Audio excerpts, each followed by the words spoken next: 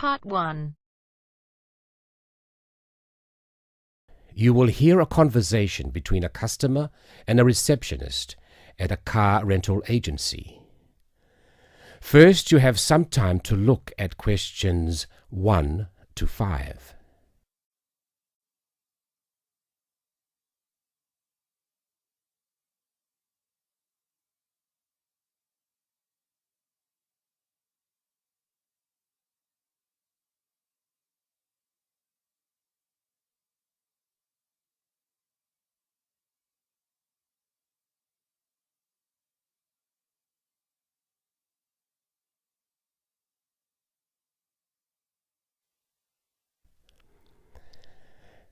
Now listen and answer questions 1 to 5. Good morning. How can I help you? Hello, is this Southern Rental Car? Yes, it is. I wonder if you could help me. I'm ringing from Nelson, but I'm coming over to Auckland for 12 days and I'd like to hire a car. Okay, I'll fill in a booking for you now. First, can I take your name? Yes, it's William Waddell. Sorry, could you spell your surname? Yes, it's Waddell. Thanks. Now, can I have an address and phone number? Sure. I live at 10 Robin Place. That's ROBYN Place. And that's Nelson, isn't it? That's right. Do you want my home number or my mobile? Home number will be fine. Okay, it's 07 263 8666. Great. Now, can I also have a credit card number? Do I have to pay by credit card? Well, we need a credit card number as a guarantee. It's a standard policy for car rentals. Okay, well, I'll pay by Visa then. The card number is 4550 1392 8309 3221. And the expiry date? Sorry? Your card, when does it expire? Oh, next July. Right. Now, how long did you want the car for? 12 days, did you say? No, I only need a car for 10 days, from the 2nd to the 11th of next month.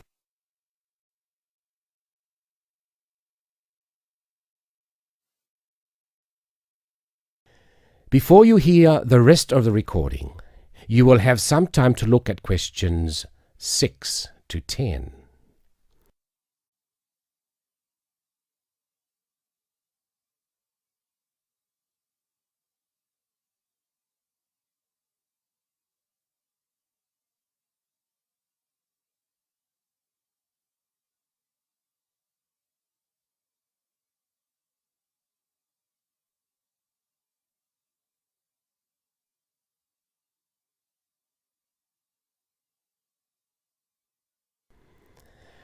Now listen and answer questions 6 to 10.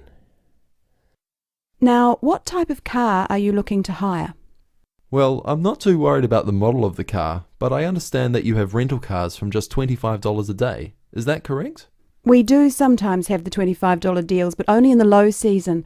For the period you're looking at, the cheapest we have is $35. However, that price includes unlimited kilometres. Sorry, did you say unlimited kilometres? What does that mean exactly? That means that no matter how far you go, the cost is the same. Some companies charge for rental and then charge again for every kilometre you actually drive. Well, I am going to be travelling quite long distances. I'm visiting relatives and they live quite far apart from each other. So unlimited kilometres are probably a good idea. If you're travelling long distances, you would be better off with an automatic. Changing gears in a manual can make it more expensive on petrol. Okay, I'll take the automatic then. Right. So that's an automatic car for 10 days from the 2nd to the 11th. That's all booked. Is there anything else I can help you with? No, that's fine. Oh, sorry, what do I need to bring with me when I pick up the car? All you need is your driving licence. Right, well, thanks very much. Bye. That is the end of Part 1. You now have half a minute to check your answers.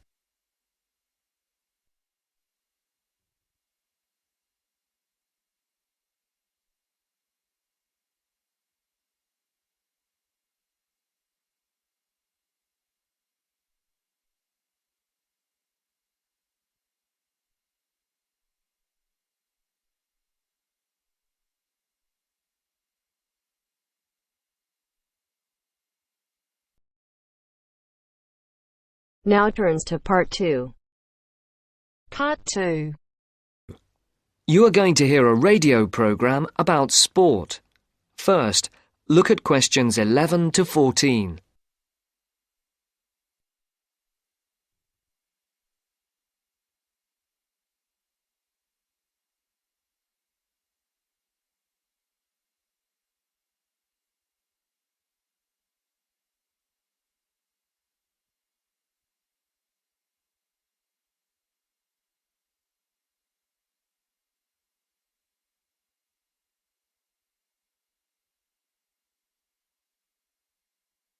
For these questions, listen carefully and circle the correct letters.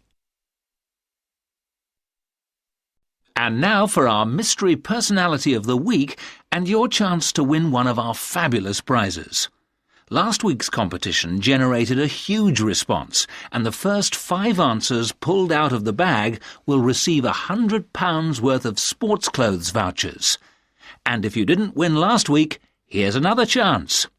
And this week's prize is even bigger. We're giving away 10 prizes of £250 worth of book, music and clothes vouchers to mark the first anniversary of the show on the air. So get your pens ready to take down the address details. Just write the name of the person you think is our mystery personality and send it to Mystery Draw at the address Marcia will give you in just a second. The address will be repeated at the end of the show for those of you who didn't get it. And so it's over to Marcia, who will tell you a few tantalizing details about our mystery person this week. Thanks, Mike. Well, here goes. Our mystery person this week is a very well-known footballer who plays for a famous club and has also played for his national team. He is very talented and is enormously popular, especially for the part he played in a famous footballing victory. And 2 clues. He hasn't got a famous wife, and he speaks French. If you think you know who it is, then pop the answer on a postcard and send it to Mystery Draw, P.O. Box 5110, London SE1 5LE. That's P.O. Box 5110. And please don't forget to write your name and address too. And now it's back to Mike. Before the broadcast continues, look at questions 15 to 20.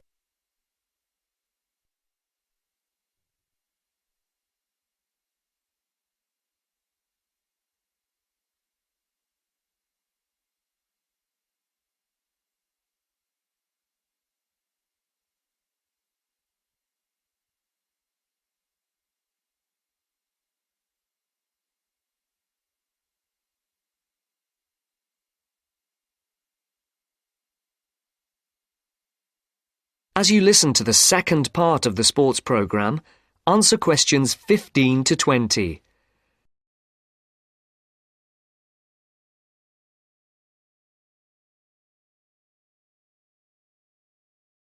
Circle the correct letter. Thank you, Marcia. Get those postcards in and make this a bumper anniversary draw. Now, if you remember, last week on the show, we talked to the organiser of a new group set up to help young people up to the age of 20 to get involved in activities like horse riding, tennis, scuba diving, cycling, or any form of sport which involves some kind of expense.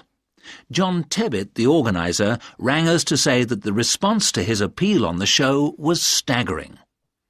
A large number of people, both young and old, have offered their services free as volunteers. The whole thing has been overwhelming.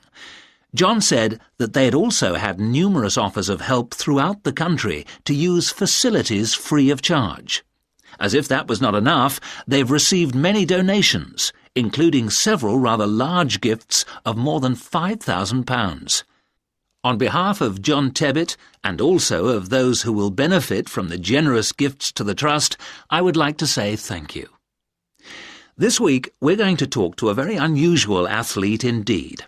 Patrick, who is 20 years of age, has been wheelchair-bound for the past 5 years after a motorcycle accident left him paralysed from the waist down. This has not stopped this young man from getting out and about. He's an inspiration to all of us. Patrick has excelled in archery, beating the best in the field. So much so that he has won sponsorship from leading sports manufacturers, which has now enabled him to devote more time to perfecting his skills. So I would like to introduce you to Patrick, who is going to tell us what this sponsorship means to him.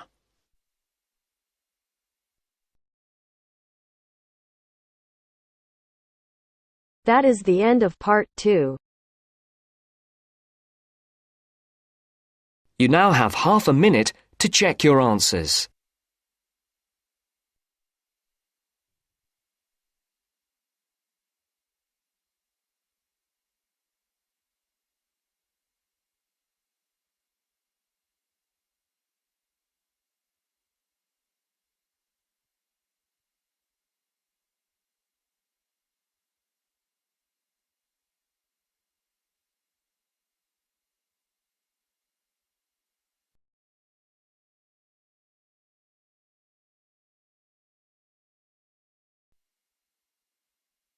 Now turns to part 3. Part 3. You will hear a discussion between two students and their teacher on a planned charity event. First, you have some time to look at questions 21 to 25.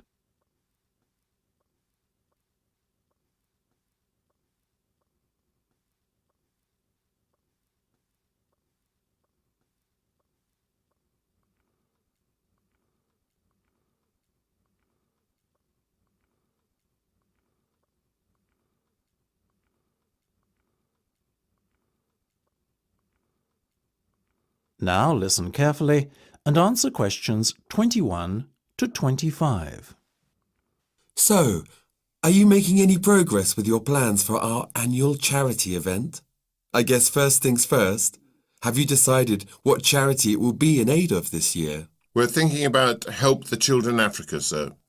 Well, that's Mark's idea, sir, but I myself prefer a local charity called the Meals on Wheels. I'd have to agree with Laura on this one, Mark. After all, we're supposed to be giving back to the local community, and although helping African children is a very worthy cause, it's a little outside our remit. That settles it, I guess. Moving on from the beneficiary question, have you made a decision on what type of event it will be? Yes, we plan on doing something a little different this year. We're calling the event Balloonathon. Basically, we're going to offer balloons for sale to all the students. Balloons? I don't see where you're going with this. Why would they want to buy a balloon? Well, here's the thing. We don't actually give them the balloon. Instead, we'll write their name on it along with the special phone number, and then we'll release all the balloons into the air. When they fall to the ground, if a person finds one and rings a special number, then both he and the student who've bought the balloon will win a gift voucher. That sounds like an excellent idea, guys. Well thought out. This Balloonathon has a real novelty value attached to it, don't you think? Exactly what we said, sir. The only drawback is that the gas you put into the balloons is rather expensive. How much? About £20 per canister, and we'll need about 10. And how many balloons are you planning to blow up? Well, there are over 1,000 students in the school, so if even 1/3 of the students buy one, we'd need about 350 balloons. We've decided to order 500 so we don't run out. The good thing is we can return the canisters of gas if we don't use them, and the balloons aren't expensive, so there's no real risk of us spending a lot of money without getting a good return. You two have really thought this one out. I'm impressed. Before you hear the rest of the discussion, you have some time to look at questions 26 to 30.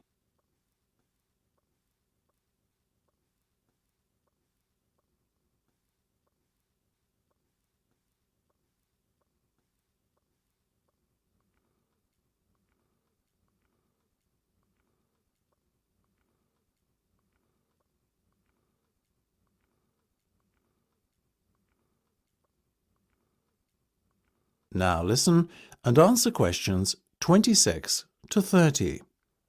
Thank you, sir. So, how much money do you think we can raise? Well, each balloon costs about 1p, and when it's filled with gas, it's going to cost us about 50 pence.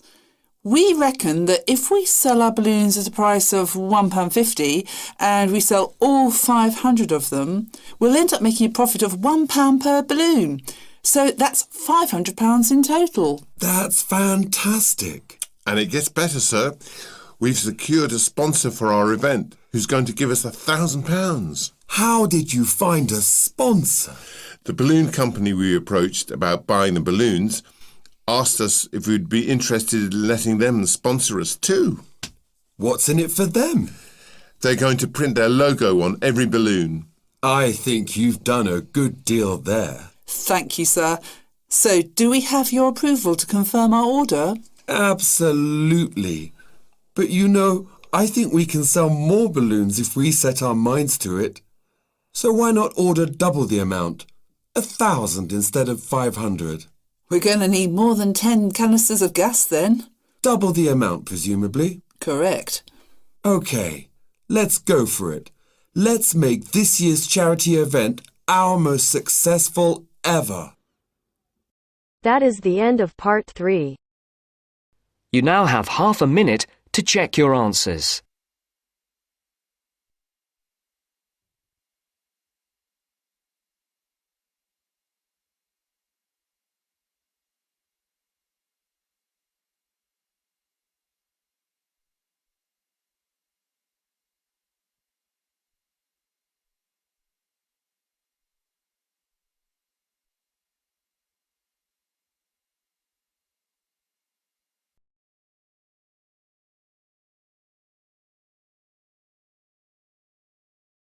Now turns to part 4. Part 4. You will hear a lecture about customer psychology. First, you have some time to look at questions 31 to 40.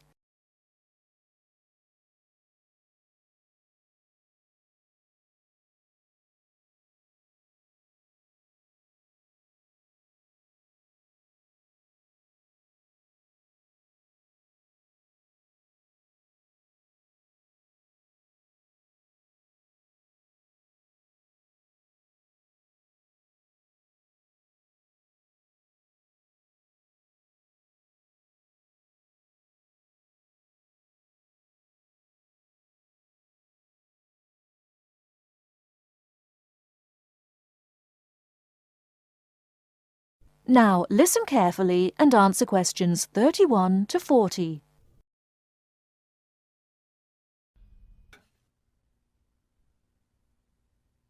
An understanding of customer psychology is an invaluable aid for retailers looking for ways to increase sales. Much can be done to the store environment to encourage shoppers to linger longer and spend more money. The first aspect to consider is the physical organisation of the store. Placement of merchandise has a great deal of influence on what customers buy. For example, a common practice among retailers is to place the store's best-selling merchandise near the back of the store. In order to get to these popular items from the front entrance, customers have to walk down aisles filled with merchandise that they might not see otherwise. Carpets are also used to direct customers through particular areas of the store. Retailers choose carpets not only for their decorative or comfort value, but also because lines or other types of patterns in the carpets can subtly guide shoppers in certain directions. Besides encouraging shoppers to go to certain areas of the store, retailers also want to keep them in the store longer. One way to do this is to provide comfortable seating throughout the store, but not too close to the doors. This gives customers a chance to rest and then continue shopping. Retailers can do a number of things to create a pleasant atmosphere in the store, thereby encouraging more purchases. Music is commonly used, not as entertainment, but as a calming influence. It can slow the customer's pace through the store, making them spend more time shopping and consequentially making more purchases. Scents are also used in various ways. Everyone has had the experience of being drawn into a bakery by the smell of fresh bread. Experiments have been done with other types of scents as well. For example, the scent of vanilla has been used to increase sales in clothing stores. Use of colour is another important aspect of store environment. Certain colours can affect behaviour as well as mood. Light purple, for example, has been found to have an interesting effect on customer behaviour. People shopping in an environment where light purple is the predominating colour seem to spend money more than shoppers in other environments. Orange is a colour that's often used in fast food restaurants. It encourages customers to leave faster, making room for the next group of diners. Blue, on the other hand, is a calming colour. It gives customers a sense of security, so it's a good colour for any business to use. In addition to using colour to create mood and affect customer behaviour, colour can also be used to attract certain kinds of customers to a business. Stores that cater to a younger clientele should use bold, bright colours, which tend to be attractive to younger people. Stores that are interested in attracting an older clientele will have more success with soft, subtle colours, as older people find these colours more appealing. That is the end of part 4. You now have half a minute to check your answers.